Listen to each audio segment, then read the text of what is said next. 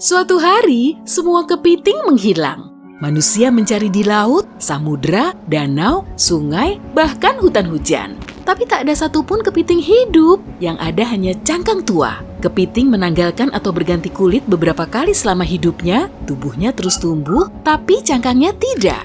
Jadi, dia membuang, dalam tanda kutip, baju lamanya dan bersembunyi. Kepiting biasanya duduk diam dalam persembunyian sampai baju barunya tumbuh. Tapi, kenapa setiap kepiting berganti kulit di hari yang sama? Dan di mana mereka bersembunyi? 6 bulan kemudian, mantap, kata seorang nelayan tua sambil menggulung pancingnya. Dia sedang naik kapal untuk menangkap ikan di Samudra Atlantik. Jorannya tidak bergerak selama sejam terakhir, tapi kini ada makhluk besar tersangkut di sana. Sang nelayan menarik jorannya dengan sekuat tenaga, lalu kegembiraan di wajahnya berubah menjadi ketakutan. Capit kepiting raksasa keluar dari air dan memotong tali pancingnya. Capit kedua muncul dan membelah perahu menjadi 2 dengan 1 cubitan. Saat itu, sebuah kapal kargo mendekat dan mengusir monster itu. Sejumlah pelaut menarik nelayan itu ke dek dan dia melihat ke laut. Seekor kepiting besar seukuran mobil sedang berenang. Capitnya keluar lagi dan mencengkram rantai besi kapal.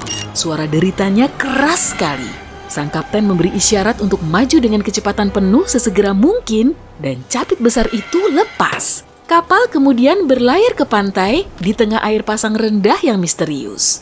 Lalu ada getaran aneh di pantai. Pasir mulai mengisap dirinya sendiri dan membentuk corong. Kepiting raksasa merangkak keluar. Ada ratusan, bahkan ribuan, dan semuanya menuju air. Panik menyerang dan orang-orang berteriak sambil lari menjauhi pantai. Saat melarikan diri, beberapa orang merekam dan mengunggah kegilaan yang terjadi sehingga segera viral. Tapi mereka tak sendiri. Orang-orang di mana-mana berhadapan langsung dengan monster serupa, tanpa ada yang tahu apa penyebabnya. Kepiting menggali lubang saat berganti kulit. Jauh di dalam pasir, mereka terlindungi dari predator dan cuaca buruk. Kali ini, hal yang aneh terjadi. Mereka bersembunyi jauh lebih dalam daripada biasanya, sehingga punya lebih banyak waktu untuk tumbuh. Selama 6 bulan mereka diam dan menunggu sampai cangkang barunya tumbuh. Sekarang mereka keluar dengan hanya satu tujuan, makanan. Kebanyakan kepiting memakan ikan, hidup ataupun mati, siput dan bahkan sesama kepiting. Apapun yang ada di hadapannya, mereka suka berkelahi dan bernaluri agresif. Tapi karena kini ukurannya besar, kerang kecil dan alga saja tidak cukup. Ikan besar memang enak, tapi mereka tidak bisa menangkapnya karena kepiting tidak pandai berenang. Tapi di darat, mereka bergerak lumayan cepat. Ikan-ikan besar selamat, tapi bagaimana dengan kita semua? Satu hari kemudian, ribuan mata keluar dari air layaknya 1000 periskop kapal selam. Kepiting punya penglihatan sangat baik dan mampu melihat calon mangsanya dari jauh. Matanya dapat membedakan antara rumah dan benda bergerak maupun mobil dan manusia. Ribuan pasang capit tajam muncul dari air dan menuju kota. Jalanan super kacau. Kepiting berlarian, memotong tiang listrik, menjungkir balikan mobil, dan memecahkan kaca. Semua orang bergegas keluar dari jalan dan menuju gang sempit. Seekor kepiting menghentikan pelarian mereka. Dia membidik mangsanya. Tapi, sayangnya gang ini terlalu sempit. Fiuh, manusia selamat. Kata siapa? Kepiting itu memiringkan diri dan masuk ke dalam gang. Dia lapar dan mulai menjentik-jentikan capitnya. Manusia dikepung, kepiting ada di mana-mana. Satu-satunya jalan adalah naik. Orang-orang memanjat tangga darurat ke atap. Kepiting mencoba mengikuti, tapi semua yang mereka panjat, dari pohon sampai tangga darurat dari logam, hancur karena beban yang berlebih. Para kepiting terdiam menatap ke atas dengan perut lapar. Di atap, orang-orang menyaksikan kepiting menghancurkan kota. Banyak juga yang masih bersembunyi di rumah, tapi para kepiting tidak peduli. Mereka mendobrak pintu dan dinding. Semua orang berkumpul di atap mencari bantuan ke langit. Helikopter akhirnya tiba dan mengevakuasi warga kota. Kepiting besar membawa masalah besar ke Pulau Natal, letaknya di perairan antara Indonesia dan Australia. Penduduk pulau itu sudah berkemas, pergi ke dermaga, dan meninggalkan pulau. Mereka sangat takut, tapi juga agak bingung. Setelah manusia terakhir pergi, pulau itu menjadi sunyi. Tapi tak ada kepiting yang keluar. Apa yang terjadi? Langit menjadi mendung dan hujan lebat mulai turun. Begitu tetesan pertama menyentuh tanah, getaran kecil mengguncang seluruh daratan. Hutan hujan di tengah pulau mulai berubah bentuk. Pohon tumbang dan tanah bergetar. Tapi ini bukan gempa bumi, ini jauh lebih buruk. Kepiting merah raksasa menyembul keluar. Bukan ratusan, bukan ribuan, melainkan puluhan juta. Kepiting ini bermigrasi setiap tahun dari hutan hujan ke pantai Samudra Hindia untuk berkembang biak. Dalam ukuran normalnya, semua kepiting ini sudah menutupi jalan, bentuknya mirip sungai merah panjang. Migrasi berlangsung sekitar 3 minggu, tapi karena kini ukurannya sangat besar, para kepiting menutupi hampir setengah pulau.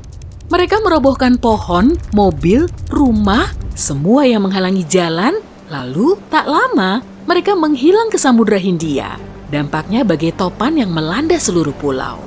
Pemburu kepiting bermunculan di seluruh dunia, mereka menjebak para monster itu dan menjinakkannya. Tapi bukan sebagai hewan peliharaan, mereka menunggangi kepiting untuk beradu tombak. Di abad pertengahan, 2 satria bertombak menunggangi kuda dan menyerang satu sama lain. Sekarang ada turnamen kepiting. Kepiting raksasa menggantikan kuda dan capit sebagai pengganti tombak. Kepiting terkuat hidup di pulau-pulau tropis dekat Samudra Hindia dan Pasifik. Kepiting kelapa alias ketam kenari. Mereka tidak butuh banyak air, biasanya hidup di hutan, dan capitnya adalah yang terkuat dari semua kepiting.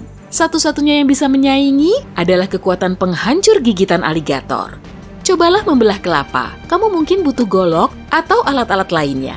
Kepiting ini hanya butuh capitnya, padahal itu masih dalam ukuran biasa. Sekarang, mereka bisa menebang pohon palem menjadi 2 tanpa kesulitan sama sekali. Tapi ada kabar baik di luar sana, Jepang adalah rumah bagi beberapa kepiting bermanfaat, yaitu kepiting laba-laba, kepiting terbesar di dunia. Ukuran normalnya sekitar 3,5 meter dari ujung ke ujung, kira-kira sepanjang mobil. Kakinya yang panjang membuat mereka terlihat seperti laba-laba. Tidak banyak hewan di luar sana yang ingin melawan kepiting sebesar itu. Kepiting laba-laba yang kini membesar tumbuh setinggi 5 lantai dan maju 3 meter per langkah. Yang lebih kerennya lagi, kepiting ini bisa hidup hingga 100 tahun. Bukan cuma itu, mereka tidak agresif. Raksasa ramah ini lebih sering memakan tanaman dan cukup jinak untuk ditunggangi, mirip menunggangi unta raksasa. Para kepiting kini tidak punya pesaing atau musuh, populasinya pun meledak. Mereka mengambil alih planet ini, manusia tidak berdaya. Cangkang kuatnya melindungi mereka dari bahaya, dan capitnya yang tajam sangat berbahaya. Banyak kota membangun tembok raksasa untuk melindungi diri, dan para ilmuwan mencoba mencari solusinya dengan putus asa. Kepiting tidak hanya hidup di dekat pantai, tapi juga di hutan, sungai, danau, hampir di semua tempat lembab. Mengatasi satu kepiting raksasa saja sudah sulit, apalagi ratusan. Orang-orang mulai mencari perlindungan di gurun yang luas dan kering. Sulit untuk bertahan hidup, manusia membutuhkan makanan dan air sama seperti kepiting besar. Kepiting mengambil alih segalanya, manusia tidak punya sumber daya untuk menghentikannya. Sepertinya semua harapan telah sirna. Tapi saat itu mereka ingat, tidak perlu ilmuwan dan penemu, ada trik nelayan kuno yang mungkin saja menjadi kunci mengendalikan para kepiting. Trik ini disebut ember kepiting atau perangkap kepiting.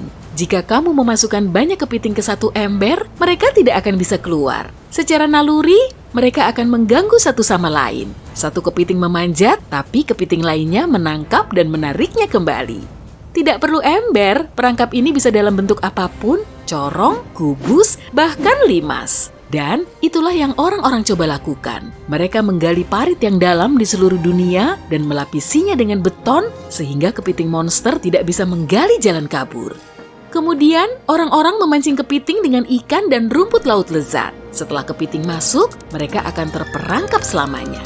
Manusia menang. Dan tak lama, di supermarket di seluruh dunia ada diskon khusus untuk kepiting segar. Hei, jangan lupa saus tartarnya ya!